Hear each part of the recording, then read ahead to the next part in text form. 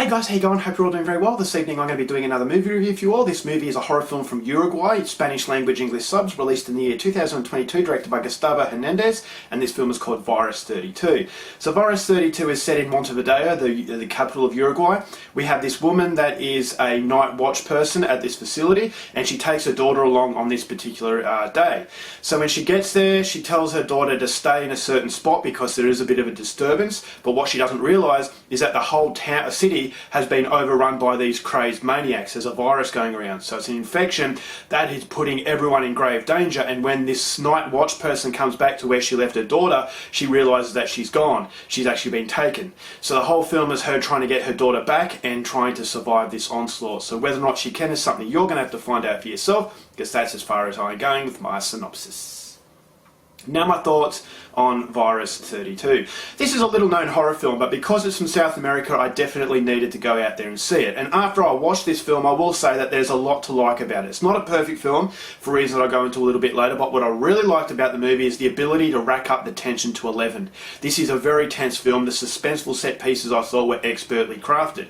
So Gustavo Hernandez really knows what he's doing. He created another Uruguayan film called The Silent House that I actually thought was quite scary. There were some set pieces that were very impressive, and so he really uses that impressive quality in this movie. You've got some scenes where it just had me on the edge of my seat. It's stuff that you've seen before, but it's done very, very well. So the whole film has a 28 days later sort of feel, where it's not zombies, it's more infection, and they've gone crazy and they just run. There's a ferocious pace that this film has once the zombie slash infected actually come into the picture.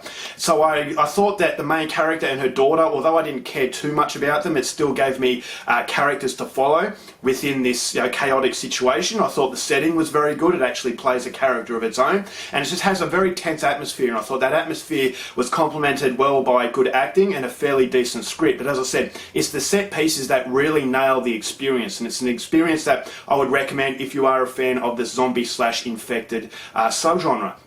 So I thought the continuity was fantastic, and yeah, so the whole film, it's not a perfect movie, but I just thought as though the good things that it does very, very well. There is a bit of violence in the movie, but it doesn't really rely on the violence. It relies on the anticipation of getting caught by these crazed maniacs, and so I thought that really played well. The psychological tension in the film, you don't see very often in zombie movies, but I thought as though it did it very, very well in this film, and it's definitely the reason why I go and check this movie out. The production levels are very good. The effects were very good. I thought the overall sort of infected looked very similar to 28 Days Later, and that's ultimately the problem I have with this movie, is that it looks like other films that you've seen before. So 28 Days Later, or other zombie films where they lay siege upon a particular place and there's a human that's not infected that's trying to stay out of harm's way, trying to protect their family. It just feels as though it's another movie that you've seen. So yes, it does the set pieces very, very well as far as suspense is concerned, but I always felt as though it was borrowing material from other films, and it was failing to really make an identity of its own.